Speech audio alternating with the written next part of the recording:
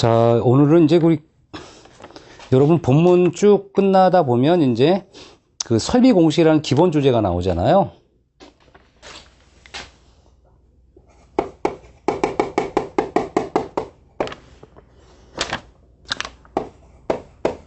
맨 끝에 나와요. 설비 공식. 이 설비 공식은 출제 문제가 그리 많지는 않아요. 그리 많지는 않지만 문제는 뭐냐면 여러분들이 공부를 하다 보면 이 공식을 얼마큼 공부를 해야 될까? 그 다음에 공식을 얼마만큼 어느 정도 숙달을 해야지만이 문제 유형을 풀 수 있는지 고민이 되실 거예요. 물론 나중에 문제 풀 땐 다 설명을 다 드리긴 하지만 오늘 그 이론 강좌 마지막 강좌이기 때문에 간단하게 말씀드리면 그 필요한 공식을 제가 한 8가지 정도 유형 분류하면 이 정도는 분류해 봤어요. 분류해 봤는데 일단 이런 이 설비 공식을 외우더라도 여러분이 힘들어하는 부분이 있어요. 그럼 설비 공식 공부하기 전에 꼭 이해를 해야 될 부분이 뭐냐면 이 단위예요. 단위. 보통 단위. 이 단위에 대한 개념은 좀 설정이 되어야 되지 않느냐, 뭐 이런 생각이 좀 들어요. 단위. 그 대표적으로 이제 우리가 수압 있죠. 수압. 수압에 대한 거 기억나세요? 공부했던 거? 뭐 수압 같은 거 얘기를 할 때 우리 H 미터 이 아쿠아라는 걸 우리 수압이라 하잖아요. 수압이라 하는데 이런 수도압을 우리가 표현할 때 똑같이 H라고 한다면 가끔 메가파스칼, 이 메가파스칼과 아쿠아는 왔다 갔다 할 수 있어야 돼요. 이게 100분의 1이거든요. 그렇죠? 100분의 1. 그래서 우리가 항상 미터 아쿠아라는 것은 이 수도압을 얘기하는데 요거를 메가파스칼 할 땐 메가파스칼, 요걸 미터 아쿠아를 바꿀 때는 100분의 1 정도 해야 되고, 메가파스칼이란 그 단위는 원래 10의 6승이라는 뜻이에요. 10의 6승. 그 다음에 이 메가파스칼은 무슨 단위와 똑같냐면 뉴턴 퍼 미리미리 자승이라 그래가지고요. 우리가 1미리미리 자승에 얼마만큼 몇 뉴턴의 힘이 작용을 했느냐, 이거를 메가파스칼이라고 얘기를 해요. 그러니까 현재 몇 미터 물기둥이다 그러면 100분의 1 메가파스칼로 우리 환산하면 돼요. 그럼 예를 들어서 우리가 1메가파스칼이다. 1메가파스칼이라고 하는 의미는 실제로 우리가 미터로 따진다면, 그렇죠? 거꾸로 100m 수도압이 되는 거예요. 그러니까 1메가파스칼 굉장히 큰 압력이에요. 큰 압력. 이렇게 우리가 이해를 하시면 될 것 같고요. 그 다음에 만약 또 거꾸로 다시 또 환산을 다시 해보는 거야. 만약 7m 수도압이다. 그러면 얘를 메가파스칼로 바꿔야 돼요. 이 메가파스칼 바꿀 때는 7을 그대로 숫자로 놓고 여기다 얼마만 100분의 1 집어넣으면 되는 거예요. 이렇게. 요 연습이 돼야 돼요. 연습이. 단위 개념. 그 단위 개념은 굉장히 많은 그 연습을 통해서 여러분이 익숙하게 만들어줘야 돼요. 단위 수압에 관련되는 거. 그 다음에 이 수압에 관련되는 거 꼭 공부를 하는 이유 중에 하나가 뭐예요? 여러분들이 이 수압에 관련되는 것들, 공식 중에 이런 거 기억나세요? 우리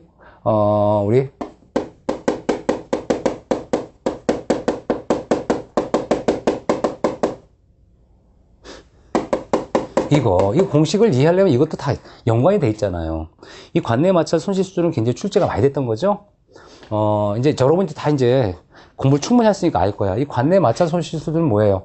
이 배관에서, 그쵸? 마찰력 때문에 압력이 손실됐구나. 아실 수 있죠? 그러면 이 관내 마찰 손실 수준 공식 F, L, V 자승, 이걸 모르면 뒤진다 그랬죠? DEG. 그렇죠? 농담할 때. 그래서 이 V라는 것은 원래 속도예요. 미터 퍼 세크, 그렇죠? 몇 미터 세크, 미터 퍼 세크라고 하는 여기를 다시 자승을 한 거죠. 그렇죠? 그 다음에 이 배관의 길이를 미터로 환산한 거고, 얘는 계수라고 그랬어요. 계수. 이 계수의 의미는 뭐냐면 재질에 따라 손실을 주는 그 계수가 좀 달라요.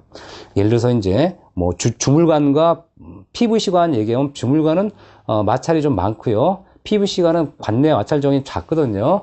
이런 식으로 해서 배관의 재질에 따라 그 값이 좀 다르다. 그 다음에 D는 우리 배관의 직경, 또는 우리가 배관의 지름이라는 얘기를 했고요. 이 G는 우리가 중력 가속도라고 하는 물리적 개념이 나왔는데 9.8 미터 퍼 세크 자승이다라는 게 우리 값이야. 외워야 돼요. 이런 것들을 좀 이해하셔야 돼요. 수압에 관련되는 거. 우리 교재에 다 본문에 있지만 설비 공식 관련돼서 지금 총합적으로 좀 설명드리는 거고요. 그 다음에 우리가 우리 열량 단위 중에 와트, 1와트. 1와트는 뭐냐 그러면 1줄퍼 세크다. 1줄이란 단위가 이제 열량 단위예요. 근데 우리가 보통 1줄은 1와트는 1줄퍼 세크라고 했는데 또 우리가 1칼로리는 약 4.186 또는 뭐 4.19 또는 저는 뭐라 그래 퉁쳐서 그냥 4.2 이렇게 줄이다 이렇게 표현하잖아요. 그러니까 그냥 우리가 4.186, 4.19를 그냥 퉁쳐서 4.2 줄로 나타낼 수 있고요. 거꾸로 1줄은 약 0.24 칼로리에 해당하는 거거든요. 그래서 우리가 1와트라는 것은 1줄 퍼 세크로 표현할 수 있는데 1줄을 0.24 칼로리로 보고 세크로 보는데 보통 이 칼로리 단위에는 시간 단위를 많이 얘기를 해요. 그래서 우리는 어떻게 계산해야 되냐면 0.24 칼로리에다가 얘를 1초는 3600분의 1 아워거든요. 그렇죠? 그럼 얘를 환산하면 어떻게 돼요? 원래 864 정도 나오는데 그냥 우리 퉁쳐서 860 칼로리 퍼 아워라고 얘기할 수 있고요. 이 860 칼로리가 너무 크니까 0.86 킬로 칼로리 퍼 아워다. 그래서 결론을 보면 1와트는 1줄 퍼 세크는 그쵸? 0.86 킬로 칼로리 퍼 아워로 이렇게 우리가 연산된다는 거 이해하셔야 돼요. 일단 계산 문제 유형의 열량 단위를 나온다든가 할 때는 이 단위를 모르면 굉장히 공부하기 힘드니까 요거는 여러 번 반복하셔서 요런 관계 있겠구나 라는 것을 숙지하셔야 되는 거예요. 숙지. 자, 그 다음에 이제 우리가 이 설비 공식의 개념을 이해할 때 꼭 들어갈 수 있는 것 중에 하나가 뭐냐면 이제 그 나머지 이제 공식별로 제가 이제 말씀드릴게요. 공식 교재에 나와 있는 공식에 대해서. 그럼 설비 공식의 첫 번째 공식이 뭐냐? 첫 번째 공식이 뭐냐 그랬더니 우리가 펌프의 축동력과 축마력이다. 그럼 여기서 펌프의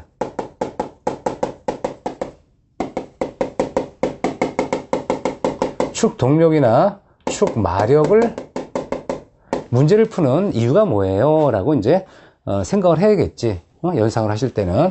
그래서 현재 여러분이 여기 이렇게 저수조에서 물을 받아서 고가 탱크로 올려야 되는 거예요. 그 다음에 다시 물을 급수하는데 이때 펌프를 달 때 이렇게 흡입양정과 토출양정이 나오고 실양정이 나오는데 이렇게 아까 공부했던 이 관내마찰 손실수도 때문에 우리가 전양정 개념을 모르면 안 되겠죠. 이 전양정은 뭘 얘기해요? 펌프의 능력을 계산하는 방법이 이건데 전양정은 미터로 환산하죠. 근데 이 전양정은 결과적으로 우리가 흡입양정에다가 토출양정에다가 관내마찰 손실수까지 더하면 이게 전양정이잖아요. 그러니까 우리가 이 관내마찰 손실 설명했던 이유가 이런 것 때문에 그래요. 여러분 관내마찰 손실수를 모르면 우리가 전양정 못 구할 거 아니에요. 그렇죠? 그 다음에 관내마찰 손실수가 어떤 관계가 있느냐? 예를 들어서 0.03 메가파스칼이다. 그럼 미터 단위로 환산해야 돼요. 그럼 어떻게 해야 돼요? 0.03에다가 얼마를 곱해요? 100을 곱하고 미터 수도압을 이렇게 환산하면 되는 거죠? 그렇죠? 그러면 하나, 둘 빼니까 하나, 둘 얼마가 돼요? 3m 수도압이다. 그러면 이걸 이렇게 풀려면 뭘 알아야 돼요? 아까 말씀드린 이 단위 개념을 모르면 뭐 손을 못 대는 거예요. 이거 공식은 외워도 못 써먹는 거예요. 그렇죠? 그러면 가장 기본적으로 뭐래요? 이게 단위를 이렇게 바꿀 수 있는 능력은 있어야 되는구나 생각할 수 있겠죠? 그러면 공식은 외우는 건 어렵지 않아. 공식은 뭐예요? 우리가 축동력 킬로와트다 그러면 6120 이거잖아요. 응? 응? 축마력이다 그러면 말 4호세요. 기억하세요. 말 4호. 응? 공식은 외울 수 있어. 하지만 이때 요 H가 뭐냐? 이 H가 바로 전양정 얘기하거든요. 그 전양정 얘기할 때 뭐가 필요해요? 관내마찰 손실을 이렇게 환산할 수 있는 이런 수도압 개념 알아야 되는 거죠. 그러니까 공식을 외워도 못 써먹을 수 있다는 얘기, 단위를 모르면. 자, 그 다음에 이제 우리, W가 뭔지 알아야죠. W가 뭐예요? W가 물의 비중량, 질량이라도 할 수 있는데, 1000kg이다. 미터 세제곱당. 암기하고 있어야죠, 이건. 그쵸? 네, W라는 게 이제 물의 비중량을 얘기하는 거니까. 자, 그 다음에 이제 Q는 뭐예요? Q를 또 모르면 안 돼. Q는 우리가, 분당이에요. 분당 양수량. 그쵸? 그러니까 현재 이 분을 모르면 또 안 되는 거예요. 그래서 현재 이 단위가 나오는 가장 기본적인 조건은 뭐다? 분단 양수량이야, 분당. 요 분당을 시간 나가면 이 숫자가 안 맞거든요. 이는 뭐예요? 효율이잖아, 효율. 그쵸? 외워야 되는데, 문제는 뭐라 그랬어요? WQH가 뭔지는 알아야 되는 거거든요. H는 아까 얘기했지만, 전향정이다. 단위는 미터로 바꿔야 되겠죠. 됐습니까? 그러니까 이런 것들을 잘 아셔야 돼요. 이걸 모르면, 계산이 안 나와요. 요 기본 개념 없으면. 그래서 61202 2분의 WQH, 4502분의 WQH 이렇게 외우는 겁니다. 그 다음에 이제 우리, 이 계산 문제 전통적으로 나오는 문제인데 요즘에는 안 나와요. 안 나오는데 이 총 열량이라는 개념을 가지고 우리가 뭐 전기 보일러, 가스 보일러 이런 게 나와요. 근데 요거는요, 우리 열량 공식은 알아야 돼요. 일단 열량 공식이 있어요. 열량. 우리가 이제 열량이란 뭐냐? 열에 관한 총합 개념인데 열량은 이렇게 얘기를 해요. 열량은 이미 정해져서 열량이 뭐냐 그러면 G, C, 델타 T 또는 요거를 MC, 델타 T라고 보기해요. M이 이제 질량이거든, 무게. 그래서, 이거 물량, G나 M으로 보기도 하는구나. 그래서 우리 어떤 뭐 질량, 그 다음에 C는 비열이죠. 이게 이제 어떤 온도차예요. 그럼 이 의미가 있는 게 뭐냐면, 우리가 물을 끓여요. 물을 끓이죠. 물을 끓이는데 내가 이 물을 끓여서 물을 몇 도에서 내가 10도에서 몇 도까지 20도까지 끓은 열용량은 얼마냐? 내가 얼마만큼 열을 줘야지 내가 20도까지 끓일 수 있느냐 하고 의문할 수 있잖아요. 그럼 물리적으로 한번 계산해 볼까? 이 열량이 얼마지? 열량하면 일단 무게가 얼마냐고 물어볼 거 아니야, 무게. 무게. 그럼 몇 킬로그램 나오겠죠? 몇 킬로그램이라고 하는 무게가 나올 거란 말이죠. 몇 킬로그램을, 그 다음에 비열. 그럼 물의 비열은 얼마요? 예를 들어 10kg이다. 보다가, 1kg. 그쵸? 킬로그램.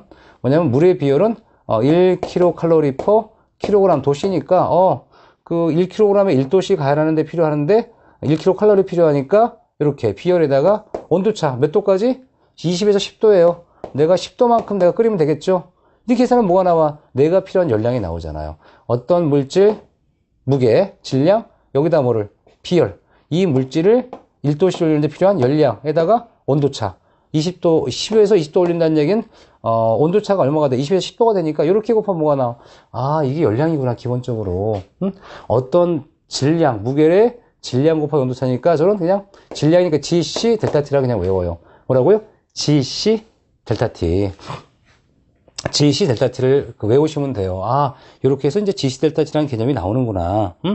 그러면 이제, 이렇게 우리가 질량에다가 비열에다 온도차를 구하는 걸 안다면 열량 공식을 이용해서, 얘를 내가 우리가 전기로 했을 때 또는 가스로 했을 때 얼마만큼의 부하 열량이 필요한지를 계산할 수 있다는 얘기예요. 그래서 우리가 총 열량은 GC 델타 T다.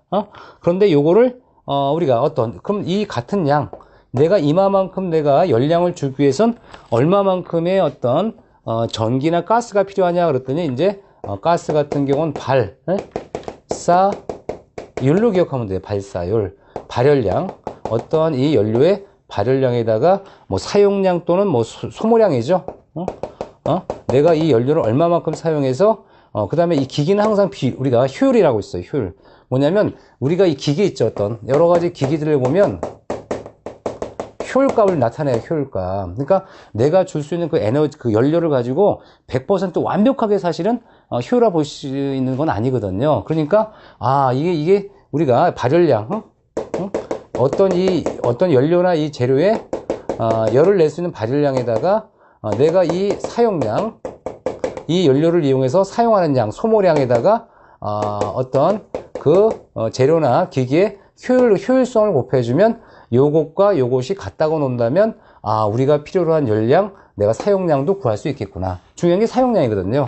내가 이거를 끓이기 위해선 얼마만큼의 사용량이 필요하지? 그럼 이때 가스일 때가 틀릴 거고 전기일 때 틀릴 거고 하겠죠? 그러니까 우리가 이게 발사율이 기본 개념 이런 얘기예요. 효율이라는 얘기도 꼭 들어가야 되고, 예. 어떤 기기나 재료는 100% 효율을 다 쓸 수 있는 게 아니기 때문에 뭐 80% 또는 75%라고 해서 효율을 줘야 되는 거야, 효율을.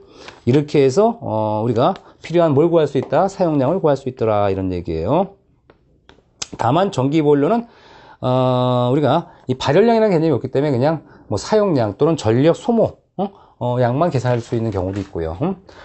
가스나 이런 것들은 뭐 발열량, 뭐 우리 기름이라든가 이럴 때 발열량 들어갈 수 있는 겁니다. 그래서 이 공식이 이제 두 번째 열량 공식이에요. 자, 그 다음에 세 번째 이제 난방 부하량 같은 거 계산하는 방법이 있는데 뭐냐면 우리 이런 얘기를 하죠. 난방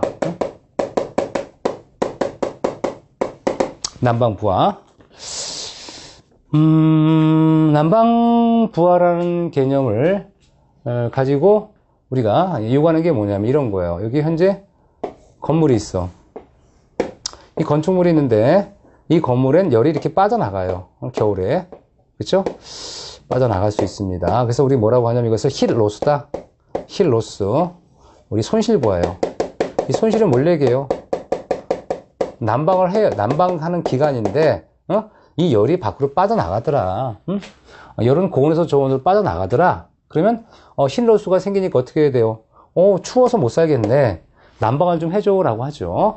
그럼 난방을 우리가 이렇게 제온이 있는데 봤더니 라제타가 있어요. 라제타. 그럼 라제타 요거 라제타가 있는데 이 방열기죠. 방열기 몇 제곱이 필요하냐?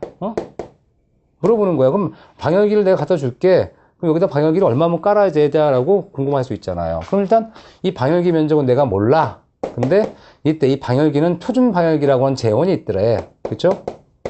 표준 방열량이라 하는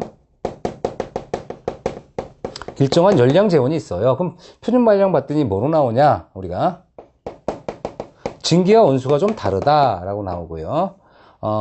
우리가 이렇게 나오고 온수는 이렇게 나오더라. 그러면 1제곱미터당 0.75, 0.523이 나오는구나. 그러면 여기다가 뭐다? 여기다가 표준 발열량, 표준 발열량을 곱하면 뭐가 나와요? A 값을 구할 수 있어. 따라서 A는 내가 필요한 설치 면적은 어떻게 되는 거예요?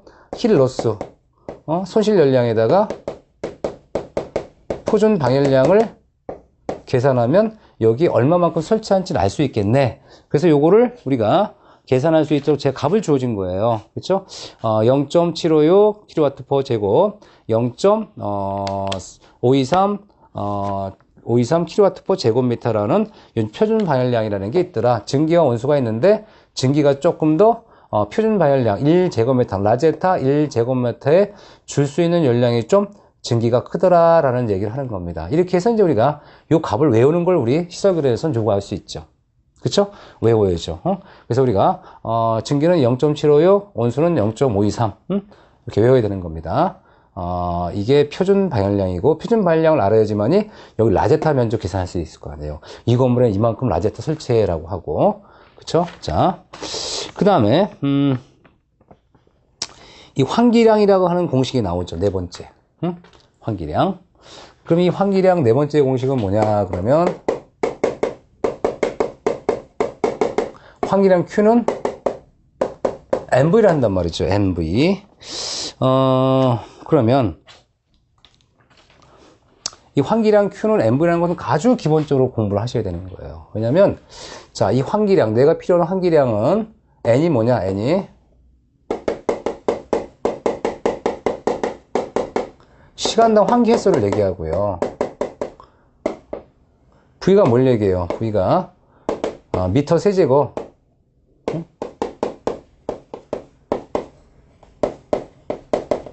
실의 최적을 얘기해요.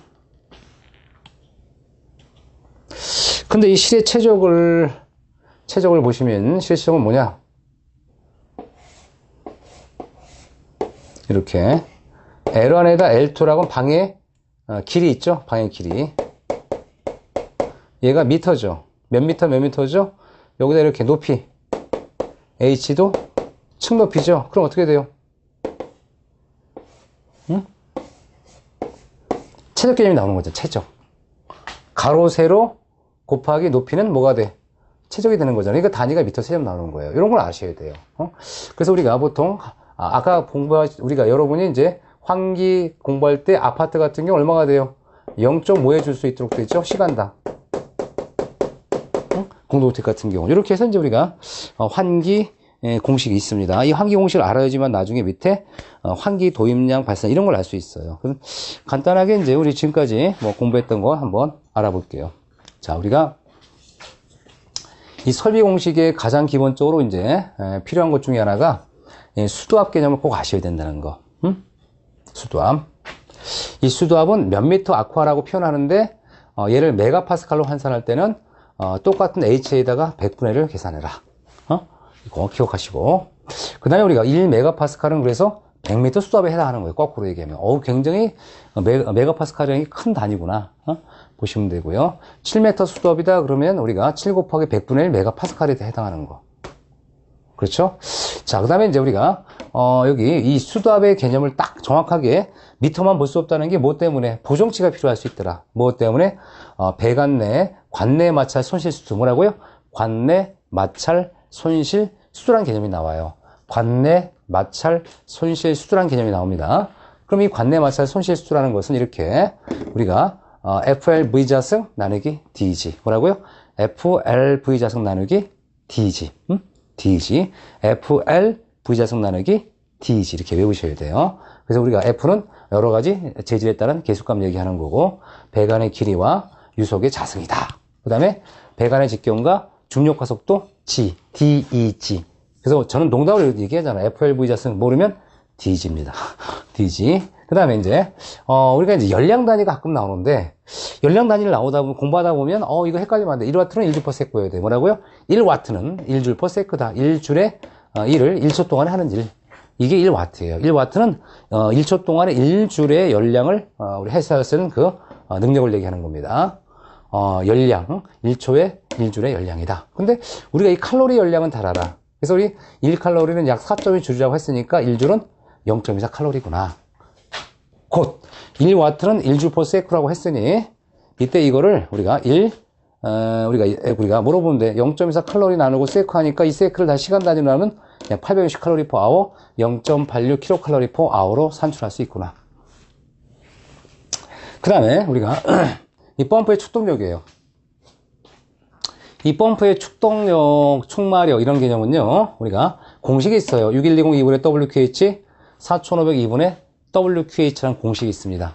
이때 6120 2분의 WQH라는 것은 6120에다 이 효율 W 1000kg per 미터 세제곱, 그 다음에 Q 양수량 미터 세제곱 per 미니, 분당 단위예요.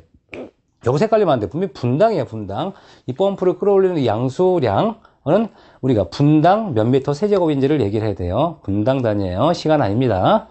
그 다음에 이제 전향정. 이 전향정 개념은 아까 얘기했지만 흡인양정 더하기 토출양정 더하기 방금 전에 학습한 관내 마찰 손실수술 개념을 이해해야 되는 거다. 보시면 되고요. 그 다음에 우리가 이 열량 공식이 나와요. 열량 공식은 GC 델타 T라고 하는 분도 있고 MC 델타 T라는 분도 있어요. 열량 공식을. 자, 이때 이제 우리가 이 열량을 구한다는 얘기는 뭐냐? 내가 어떤 뭔가 물을 끓이려고 그래요. 현재 10도인데 20도로 끓이려고 할 때 열량이 얼마 필요하지? 열량 계산하면 되지. GC 델타 T 얼마라고? 10kg을 물이 1kg/kg 도시라는 비열 곱하고 온도차 곱하면 열량이 나오고, 그럼 이 열량에 필요한 연료의 사용량은 얼마나 필요하지? 라고 하면 그 연료에 발열량이 있을 거 아니냐. 이 발열량에다가 사용량 곱하고 끓이는 그 연료를 가지고 가는 기계의 효율이 있을 거 아니냐. 그래서 발사율을 곱하면 사용량 계산할 수 있다는 얘기예요. 또 다만 전기 같은 경우 우리 발열량 사용량 없이 그냥 소모량, 전력 소모량에다가 효율만 곱하면 되겠다. 이렇게 해서 이제 우리가 이렇게 필요로 한 사용량 또는 소모 전력, 사용 전력을 구할 수 있더라. 이런 얘기를 하는 겁니다. 그 다음에 이제 난방부하라는 거. 굉장히 날씨가 추워요. 날씨가 추운 몸이 수축되고 또 굉장히 활동이 좀 저해될 수 있는데 이렇게 많이 열이 뺏긴다면 안 되니까 어떻게 해야 돼요? 적절한 실내 공간을 쾌적하기 위해선 열량 공급해야 되는데 어떻게 공급하냐 그랬더니 우리 라제탄 한번 공급해 볼까? 그럼 방열기를 공급하는데 이 방열기는 얼마만큼의 어떤 설치 면적이 필요해서 설치면 갖다 놔야지 우리가 우리 실내를 따뜻하게 유지할 수 있을까? 라고 했더니 계산해 보면 되지 라고 했던 거고 어떻게 계산해요? 라고 했더니 이 순시 열량 계산할 수 있어요? 주어진대. 그 주어진 열량에다가 표준 발량에다 A를 곱하면 나오겠지. 그럼 A는 표준 발량분의 힐로수다. 그러면 아니 표준 발량이 얼마예요? 그랬더니 이거는 재원에 나오지. 방열기 1제곱미터당 0.75kW를 공급할 수 있고 온수는 0.523kW를 공급할 수 있더라. 그럼 내가 필요한 방열기 면적은 이렇게 산출할 수 있는 거죠 라고 했던 거예요. 그 다음에 이제 우리가 이 환기량이라는 Q는 MV라는 거 이게 V는 실내 최적 개념이라는 걸 이해하셨으면 환기량을 좀 더 추가적으로 이제 공부할 수가 있죠. 자, 그러면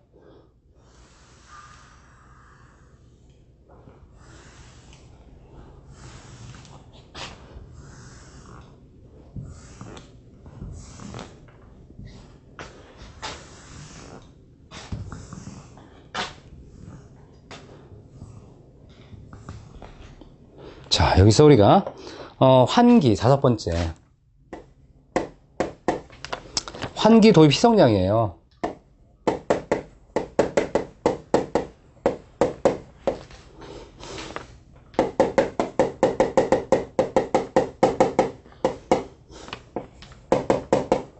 요 개념이에요. 환기 도입 희석량과 발생량은 같더라 뭐 이런 개념인데 이 얘기가 뭐냐면 우리가 만약에 오염치가 나온다 그러면 이 어떤 실내 공기를 사람에 의해서 오염이 됐습니다 라고 하면 오염량은 우리가 사람수 곱하기 1인당 오염량이 나와요. 오염량 1인당 얼마만큼 오염할 거냐 이것은 희석량과 같아야 돼. 희석량은 뭐냐? 희석량이라는 것은 우리가 환기량 Q 곱하기 델타다 라는 얘기입니다. 농도차 어떤 그 오염에 대한 농도차 기준이나 농도차 이걸 얘기하는 이렇게 공식이어서 오염량과 요 희석량은 제가 만드는 거예요. 공식을 같다 이런 관점으로 우리가 뭘 구하는 거예요? 필요로 하는 환기량을 구할 수 있습니다. 자, 그렇다면 이제 우리 환기량 Q는 뭐가 돼요? 이제 Q는 MV죠? MV 곱하기 델타 이렇게 넣을 수 있다는 거예요. 우리 교재는 뭐 델타 P라고 했는데 어쨌든 뭐 관계없습니다. 델타만 보시면 돼요. 이렇게 해서 이제 내가 필요한 환기량을 구할 수 있겠구나. 이렇게 보시면 돼요. 오염량을 알면 뭘 할 수 있다? 환기량 구할 수 있는 거예요. 중요한 게 환기량 구하는 거거든. 따라서 환기량 Q는 그렇죠? 델타 분의 오염량으로 이렇게 계산을 하면 뭐가 나와? 환기량이 나오고 이때 우리가 N은 얼마냐? 공동체가 아닐 경우 그럼 N은 Q는 MV죠. MV는 델타 분의 오염량이니까 시간당 한계수 N은 V분의 1 곱하기 델타 분의 오염량 해가지고 계산이 되는 거예요. 이렇게 계산할 수 있습니다. 근데 이렇게 계산하는 문제 유형은 어떻게 어렵죠? 좀 지금은 어려울 수밖에 없어요. 여러분도 아직 계산 문제 안 풀어봤잖아요. 그러니까 나중에 계산 문제 유형을 할 수 있는 문제풀이 과정 들어오면 다 계산해 주는데 일단 이런 공식이 이렇게 쓸 수 있다는 것만 예를 들어서 좀 숙지하라는 겁니다. 그 다음에 이제 온도 유지를 위한 환기량이 있을 수 있어. 왜? 열량이 너무 높은 거야. 열량. 그럼 이건 또 어떻게 구하는 거냐면 자, 우리가 중요한 건 뭐예요? 중요한 포인트는 환기량을 구하고 싶은 거란 말이지. 환기량을. 그러니까 이것도 필요 없어요. 사실 이렇게만 이해하면 돼. 어차피 구하는 것은 환기량을 구하고 싶어 하니까. 자, 그럼 일단 우리가 이 오염량과 마찬가지로 발생 열량이 있을 수 있어요. 이 발생 열량은 어디서 주로 발생하냐면 사람에 의해서 발생해. 한 사람이 사람 수에다가 사람 1인당 우리가 발생 열량이 나와. 발열. 그럼 뭐가 나와요? 실내 어떤 발열량이 계산될 수 있겠지. 응? 그래서 우리가 사람은 일정한 열을 내거든요. 그럼 요거를 우리가 희석해야 돼. 희석하니까 뭐가 필요해요? 우리 환기량 Q에다가 그럼 이 열량이죠. 이거 열량이란 말이에요. 열량이니까 우리 열량 공식이 원래 G, C, 델타 T라고 공부했었죠? 마찬가지로 G는 질량이 나와야 되니까 이 질량이라는 것은 질량은 Q죠. Q는 MV거든. MV에다가 우리가 이 공기의 비중량 나와야 돼요. 비중량에다가 C에다가 델타 T다. 그럼 얘는 다시 풀면은 얘가 Q는 MV죠. MV에다가 비중량에다가 C에다가 델타 T라는 공식이 나와.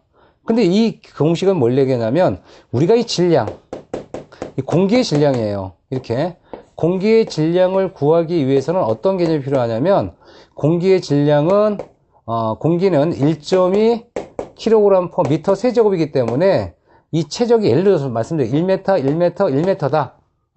1m의 질량이 얼마냐 그러면 우리가 얘가 최적이죠. 1m 세제곱 곱하기 1.2 kg/m 세제곱을 곱하면 미터 세제곱 떨어지니까 얼마가 나와? 1.2 kg이 나오는 거예요. 이게 질량이잖아요. 그런데 만약에 얘를 10m, 5m 10m 잡으세요. 그럼 어떻게 돼요? 그럼 10m에 우리 질량, 그 질량이 얼마냐 그러면 10이니까 100이죠.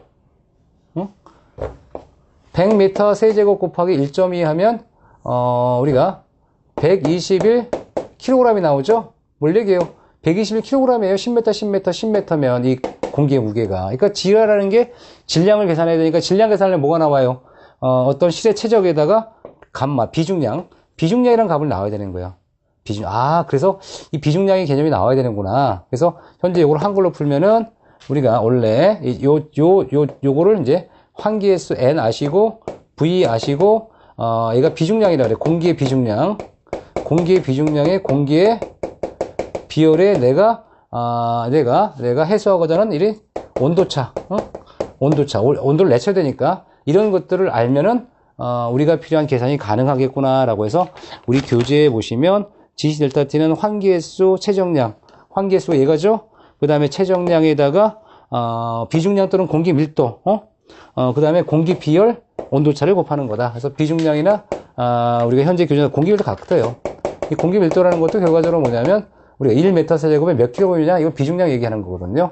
이렇게 해서 문제를 풀 수 있어요. 그래서 이렇게 풀 수 있는 사람들은 어떤 분들이에요? 단위에 대한 환산이나 이 물리적 개념을 잘 이해하신 분들은 이렇게 쉽게 풀 수가 있습니다. 그럼 요 비중량 외워야 되죠? 1.2라는 거예요. 얘는 외워야 돼. 근데 이 열량을, 이 비열을요, 우리가 비열인데 이 비열은 공기의 비열이에요. 공기의 비열은 얼마가 나와? 0.24 킬로칼로리 퍼 킬로그램 도시인데 여기 이제 최근에 국제 단위로 따지면 얼마가 나와요?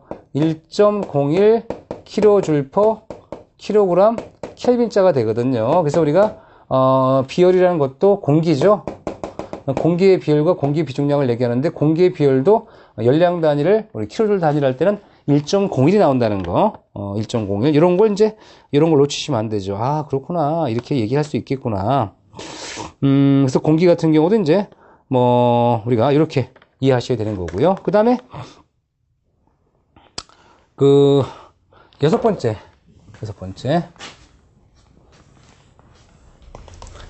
보시면 조명이 나와요. 조명 공식 가장 기본이 뭐예요? F, U, N은 E, A, T 이거죠. 이거 암기하셔야 돼요. F가 뭐예요? 광속이고 U가 뭐예요? 조명률이고 N이 뭐예요? 조명의 개수고 E가 뭐예요? 조도고 A가 뭐예요? 실의 면적이고요. D가 뭐예요?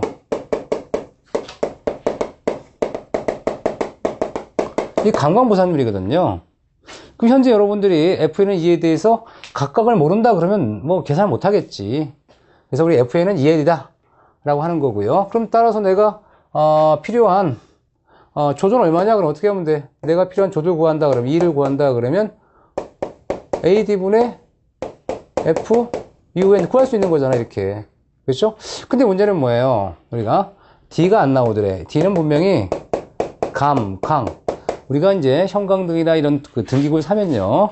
처음에는 밝다가 시간이 지나면 좀 어두워지죠. 그러니까 어두워지는 정도를 강. 빛이 어두워진다. 이걸 위해서 약간 1보다 큰 숫자로 보상을 해라. 이렇게 보시면 되는데 D는 n분의 1이거든. M은 메인터넌스, 유지율. 이렇게 나오거든요. 그러니까 만약에 D가 없다. 그럼 어떻게 해야 돼요? D가 없으니까 이때는 A분의 FUN에다가 D 대신에 얼마를? n분의 1 곱해줘야 되니까 거꾸로 A분의 FUN에다가 M이 나오면 되겠네. 그쵸? n분의 1은 역수가 들어가서 M이 들어가니까. 그러니까 이런 것들을 여러분들이 능수능란하게 풀 수 있으셔야 되는 겁니다. 그 다음에 우리가 이 열량 공식 있어요. 열량. 여러분 열량 공식 하면은 또 우리 최근에 그 에너지 관련되는 단열 계획이 나오면서 여러분 굉장히 힘들어 하셨죠. 18회 때. 그쵸? 자, 그렇다면 우리가 7번째는 무슨 열량이다 그래서 열관리 열량 대표적으로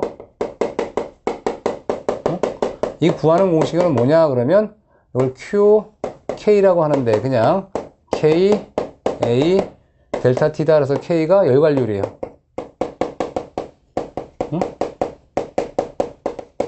A가 어떤 벽체의 면적, 벽체의 면적과 얘는 실내의 온도차, 실내에 있는 공기의 온도차를 얘기합니다.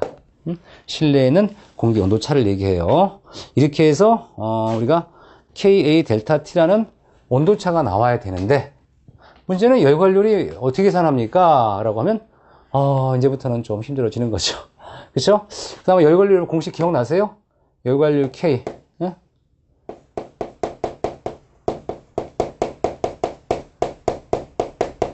K는 R분의 1이다. 이 R은 뭐죠?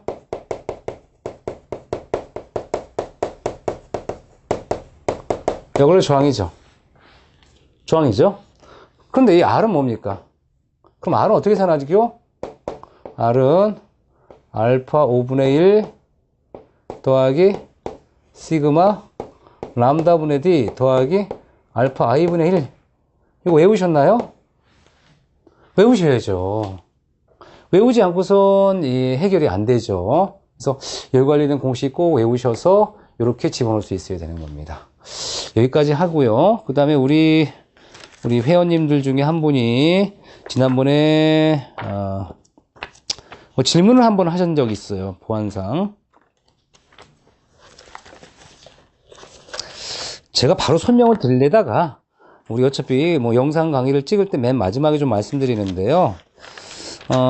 현재 아마 이런 내용들이 이 112쪽에 있는 112쪽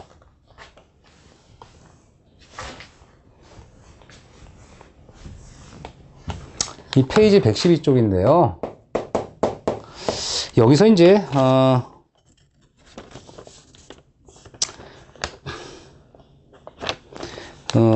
피닝 및 코킹이라고 나오죠, 여러분.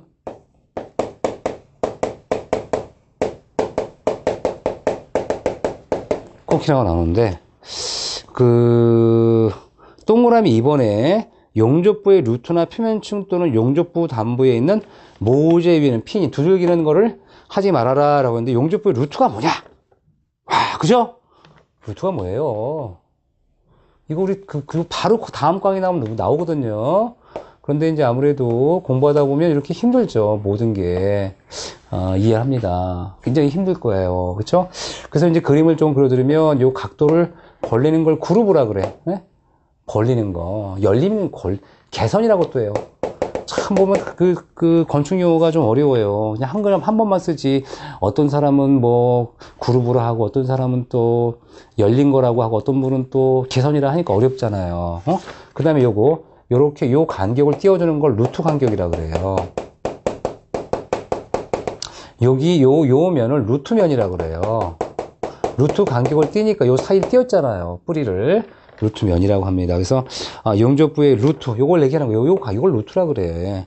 그 다음에 뭐 표면층 또는 이 표면층 용접을 하잖아. 이렇게 용접하면 얘가 표면이 되는 거예요. 그 다음에 용접부 단부에 있는 요런 용접부 끝에 있는 이런데 직접 뚫리기면 안 되거든요. 단부에 있는 모재인 용접부를 제가 용접을 했단 말이에요. 지금 그렇죠? 용접했는데 용접에 있는 끝 부분을 막 치면 돼요, 안 돼요? 그래서 단부라고 했던 거예요. 그래서 현재 여러분들이 우리가 그냥 상식적으로 편안하게 그냥 생각하시면 다 쉬운데 막상 공부하다 보면 어렵잖아. 그죠? 그러니까 얼마나 괴롭겠어요. 그러니까 이걸 어떻게 공부를 해야 될지 참 고민이 많으실 텐데 제가 설명은 좀 천천히 드리고 있어요. 그 다음에 제가 이번 그 강의 내용도 보면 교재 내용을 거의 대부분 설명해 드립니다. 그 다음에 필요한 공식은 또 반복적으로 설명해 드리고 정리해 드리는데 그럼에도 불구하고 사실 어려울 수가 있어요. 그래서 우리가 그 다음에 또 이제 계산 문제 같은 거 있잖아요. 계산 문제 아마 공부하면 무슨 생각 들어요? 도저히 모르겠다 라고 할 때는 어떻게 하면 돼요? 용서하세요. 왜 용서하라는 얘기예요? 여러분이 아무리 능력자를 하더라도 시설결혼 문제 전체 회계 민법 시설결혼 공부하는데 40문제를 다 푸는 사람이 없다는 거예요. 물어보면 무슨 얘기냐? 학교생도 마찬가지예요. 이 40문제 중에 문제 회계 민법 풀다 보면은 약 30문제 정도만 제대로 풀까 말까 하다라는 얘기예요. 그럼 나머지 10문제는 어차피 못 봐야 돼. 근데 그 중에 뭐가 있어요? 계산 문제가 들어가면 되는 거 아니에요. 어려워하는 문제가 들어가면 되고. 그러니까 실제로 여러분들이 마음을 좀 너그럽게 하시고요. 마음을 좀 이렇게 좀 뭐랄까 긍정적 마인드로 생각을 하세요. 공부하실 때. 내가 선글라스 끼고 잘 안 보인다 그러면 뭐라 그래요? 비웃어요, 사람들이. 당신 선글라스 꼈잖아. 제대로 안경을 껴봐. 그러면 뭐라 그래? 그때서야 보이거든요. 본인 쓴 잘 모르니까 무슨 생각하시면 돼? 마음을 비라는 얘기는요. 여러분 공부하실 때, 이거 좀 모르는 거 있잖아요. 부끄럽지 않습니다. 왜? 어차피 합격을 목적이기 때문에 여러분들이 40문제 다 완벽하게 맞히는 사람이 없기 때문에 맞힐 수 있으면 시간도 안 돼. 그럼 몇 문제? 한 30문제만 보면 충분히 합격하시니까 나머지 여기 있는 문제는 찍어서 이렇게 운이 좋게 맞히는 거란 말이죠. 그래서 안심하시고요. 이 수업을 끝까지 들으시면 아마 보람 있으실 거예요. 분명히 합격선 낼 수 있어. 다만 어떻게 하셔야 돼요? 우리가 긍정의 마인드. 선글라스 끼고 보지 마시고 긍정의 마인드로 보시면 더 많이 보여요. 더 멀리 보이고 또 밝아 보이고. 그래서 여러분들한테 이렇게 웃음 있죠? 미소의 어떤 긍정적 마인드. 그래서 할 수 있다는 자신감. 우리 강좌에서 분명히 여러분 할 수 있습니다. 한번 화이팅 할 수 있다면 해보죠. 화이팅, 화이팅, 화이팅. 자, 다음 강좌에 뵙도록 합니다. 여러분 수고하셨습니다.